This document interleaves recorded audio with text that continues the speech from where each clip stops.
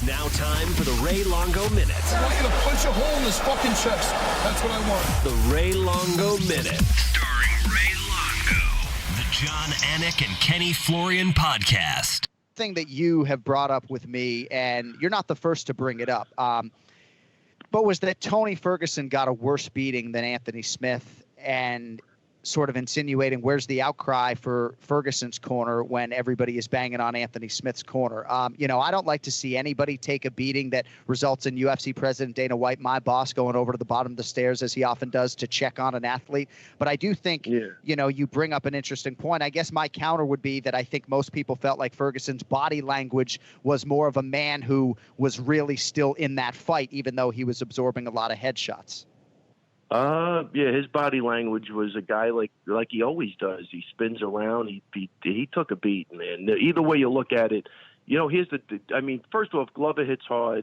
Gaethje hits hard. Gaethje hits hard and fast. That's, I think, the difference. I think Anthony Smith at least had his hands up most of the times he was taking those shots. Ferguson was taking clean shots, man. It was starting to, look, I guess you have to know your athlete, and I guess, when you run off 11 straight and you haven't lost, you don't think it's even possible. Maybe that's a problem. And with Anthony Smith, he's a big, strong heavyweight. He's got great power. It only takes one shot to turn that fight around. Who knows? But my point was the consistency in attacking one corner and the other corner just goes unnoticed. That's kind of where I was going. Like, I thought, right. We know everybody and I like everybody, so I don't want to criticize or whatever, but constructively, I thought Ferguson was getting a really bad beating, man. I really did. I thought those shots were clean. His hands were never near his head, which is normal for him. And, again, you don't think Ferguson is going to lose. We've seen him in trouble a million times, and he's come back and won the fight. So that causes a big problem in there. They have faith in their guy's going to pull through. And, same thing, I think, goes to the other side that, we know that Smith has big power.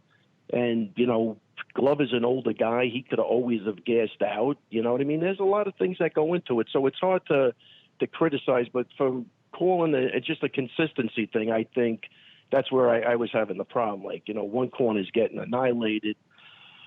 And as it was going on, my first inclination was, man, DC's really going hard on these guys with the overcoaching, and then it just seemed to, get worse and worse as time went on. But, that's part of the game, man. You got to, if you're in any aspect of this game, you have to be able to accept criticism. And trust me, I know, because I get fucking destroyed a lot of times. So it's part of the game, man. I really never took anything personal because it is what it is, and you can't stop people from their opinions. So I don't know if that puts any clarity on anything, but that was my gut feel on that. So we all come at these situations with a different perspective. As I've explained to people over the last 48 hours, I come at this with the perspective of a guy who covered a boxing death in 2005. So maybe I'm a little bit more sensitive to these situations, Ray. Yeah. Have you ever had to throw in a towel or verbally stop a fight? No, look, my guys tell me definitely never to do that. So that's the other thing. You don't know the relationship between everybody, but I definitely was under a lot of criticism for Weidman Rockhold that time because he was taking, he took kind of a prolonged, beating. But again, from my standpoint, Weidman hadn't lost yet. And I know from the gym he could always come back. So you want to give him the extra chance to do that. It didn't happen in that case. But, at that point, honestly, in my head, I didn't think Weidman was capable of losing. It was almost, I'm saying that. I'll get attacked for that too, but I'm saying, you know what I'm saying? Like you're used to the guy pulling through. You've seen him hit adversity. He's come back.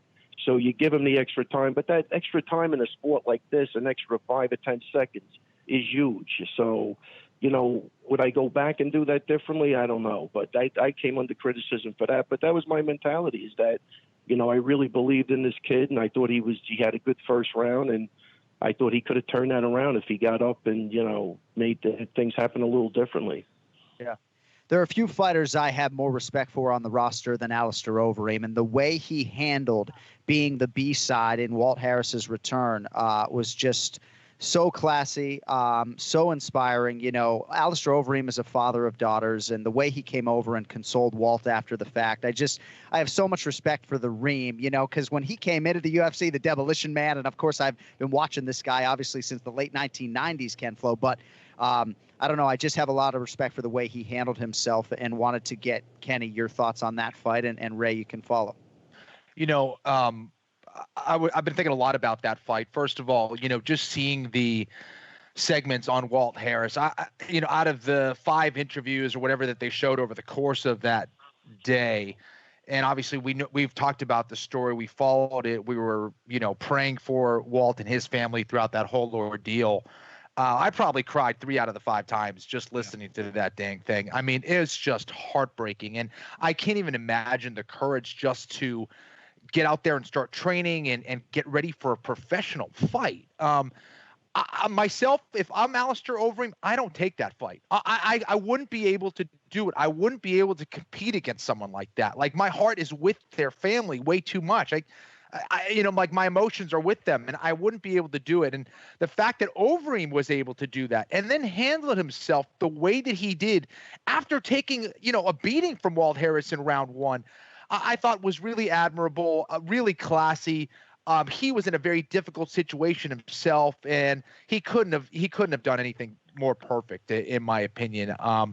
It just the whole night, it was just one of those things where, you know, you had to believe that everyone in that arena was cheering for Walt Harris and wanted him to win, and Overeem must have been aware of that. And I thought he just handled it beautifully, man. And yeah, just what a night. It was crazy. Yeah, Ray, what'd you think about Walt's return? He summed that up pretty damn good, John.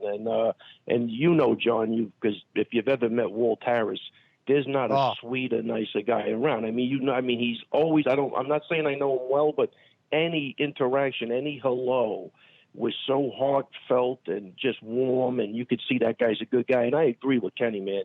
I cried probably every time I saw that. My heart went out to him.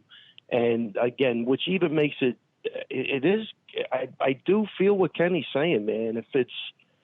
I think I'd let the guy beat the crap out of me. I got to tell you, man, just for the greater cause. I mean, I don't know, but Overeem handled that thing. I mean, he just goes up 1,000 notches in anybody's book. I mean, that's such a touchy thing that happened and what we witnessed. I'm happy for everybody. I hope Walt moves on. He's a great fighter. And then Overeem, man, only the best to that guy, because he handled that like a gentleman. And you could see he felt that. You know, it wasn't bullshit. You know, it wasn't like, you know, let me just, no, he felt it, man. It was very, very special. And it's emotional, man. And again, congrats to Walt Harris for even making that walk. And I hope it was, you know, was something that really made him feel better. And, you know, he was in there for the right cause. And I just hope he goes on and is able to deal with this as best as possible, which, John, you know, as a parent, who the heck knows? I mean, that's a toughie, man. That's a tough one. And God bless him. And I just really wish the best for him and his family. Oh, I love him. I love Walt and his wife, Angela. Yeah. And I'm excited to see Walt, you know, get this chapter done with, right, even though it didn't go his way. Kenny, Walt as a fighter can be really scary. I mean, not quite in Ngannou level, but there's no denying the tools. And had he just had a little bit of a more measured approach, maybe a little bit of a higher fight IQ in the moment, maybe he would have allowed Overeem back to his feet, and we'd be celebrating a Walt Harris knockout here. Yeah, absolutely. Listen, I think 2 things really affected that fight. I think number 1, inexperience, as you said, and number 2, emotions. I mean, he had him up against the cage. I think that kick at the end was unnecessary, maybe not the best in shot selection there. But again, he's going to learn from this. And again, how about Walt Harris's tweet after the fight? Just, I know, you know, the classiness and, you know, the ability to look at himself honestly and look at that fight. I mean, how could you not bring emotions into that fight? That's what I was concerned with more than anything else. It looked like he was just out there to kill Overeem. And that, everyone thinks, a lot of people who don't fight think that like, oh man, if you get out there and you get angry, you're going to go out there and beat someone up. No, Right. you're not able to think as clearly when you're that emotional. And I think that was, a tough thing for Walt Harris to deal with. That is an extremely difficult thing for anyone to deal with, coming back like that and relatively quickly. But a big learning lesson all the way around. And I think Walt Harris showed some improvement in his skill. He was sharp with his boxing, excellent footwork to get in and get out. And I think we're going to see a better Walt Harris next time for sure. Hey, Ray, at one point Yes. when I was calling a Justin Gaethje fight, I think what I said on the spot was, have you ever seen anything like Justin Gaethje? And his opponents, and one of our listeners, Chris, chimed in, and I've updated the record since, but opponents' record after fighting Justin Gaethje in the UFC is a combined 4-13. Cerrone 0-2, Wow. Barboza 0-2, Vic 0-3, Poirier 2-1, Eddie Alvarez 2-1. But 0-1 in the UFC, and then I think Michael Johnson 2-4. Ray, have you ever seen anything like Justin Gaethje? I'm getting asked an awfully lot about this guy, and he certainly deserves the shine. Well, you know what's crazy, man? Because, look, he definitely showed the ability to maintain his composure like he's never done before in the past. And I think that sounds like nothing, but that's a huge thing because he definitely hits hard. He's accurate. And if he could stop swinging for the fences and just do exactly what Trevor told him, you got to relax. And, there's a saying I have, I'd rather hit a guy at 50% than miss him at 100% any day of the week. You know what I mean? So you got to take something off. You got to make contact, and then you can load up for the big shots. But right now, he's a very scary individual. He's on a roll. He loves to fight. You could see that during his interviews. I don't think there's 1 ounce of bullshit. I think that guy shoots from the hip. And, man, we haven't even seen him, integrate his wrestling yet, which is scary. I mean, because he's a pretty good decorated wrestler. So, I don't know. He's on a roll, man. He's looking good, and I'm going to say no. I've never seen anything like that where a guy came in and he's making the adjustments a little later on, which is phenomenal for him. John, he really reminds me of Robbie Lawler when he came back to get the title at 170 pounds, when he went on that amazing run and then had those classic fights against Rory McDonald and Carlos Condit and all those crazy fights against Tyron Woodley. I think balancing, that aggression and knockout power and emotions is just that perfect storm for a guy like Gaethje to become a true champion in the sport. Clearly, he has the heart, he has the mindset, he's got the skills. But now that he's managing the pacing and he's managing his efficiency and his emotions, this is a guy who I think matches up really well against a guy like Khabib. They still have Khabib as a favorite for sure, but I mean, Justin Gaethje with that wrestling background could really pose a lot of problems for Khabib. And every second that fight's on the feet, Gaethje can knock him out. So it gets really interesting moving forward, and Gaethje really is something special, man. Yeah. And then just Ray, while we're on mentioning Khabib, man, just shout out to him. I hope his dad's doing good. I read that over the week too, which goes on. I don't know if we've talked about that yet, but you could see that guy's the patriarch of a lot of families. I mean, when we were in Russia, he walks in, it's like John Gotti walking in. You know what I mean? So you could see he gets a lot of respect, and just prayers go out to him because I know this thing sucks, and he's not a young guy, and I hope he pulls through. I really do, because absolutely, you could see they have a special relationship there too. So. With that being said, I think Kenny's right with Gaethje, though, man. Gaethje, I'm going to say at this stage of the game, I'd pick Gaethje to win that fight. And I know it's way out, but I think he's on a roll, and he's a totally different cat at this point, man. And the wrestling, which is Khabib's biggest thing, if he could stymie that at all and not get tired, that's a long night for the other guy.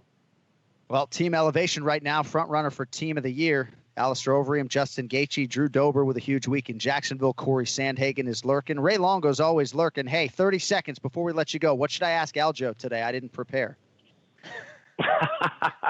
Aljo, You could ask him why he wasn't at the Hills yesterday with everybody. We missed him. Why were you not at the Hills? All right, I got it. Hey, thanks for the extended time, buddy, and Longo, making it memorable on our 250th episode today. Take it easy, guys. I love you guys. I can't wait to see everybody. Oh, Take we love it you. easy.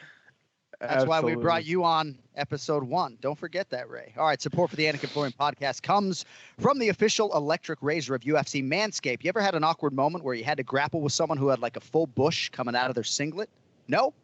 Well, thankfully, Manscaped has everything you need to keep your package nice and tidy. Manscaped truly is the best in men's below-the-belt grooming. Their top-notch ball trimmer called the Lawnmower 3.0 will keep you clean without nicks and cuts. They've also partnered with top-tier MMA athletes like Max Holloway and Francis Ngannou and many others who understand that not only hygiene matters, but also what it takes to be the best. Well, so does this revolutionary company, Manscaped. They have just redesigned the Lawnmower 3.0. It features a great ceramic blade with proprietary skin-safe technology. No accidents once you get a Lawnmower 3.0 in your hand. And for our great listeners and viewers who are men, don't use the same trimmer on your face that you're using on your balls. Pretty simple. We want to help you get there. Get 20% off with free shipping with the code AF at manscaped.com. That is 20% off with free shipping at manscaped.com. The code is AF. Thank you, Manscaped, for supporting mixed martial arts and its athletes worldwide.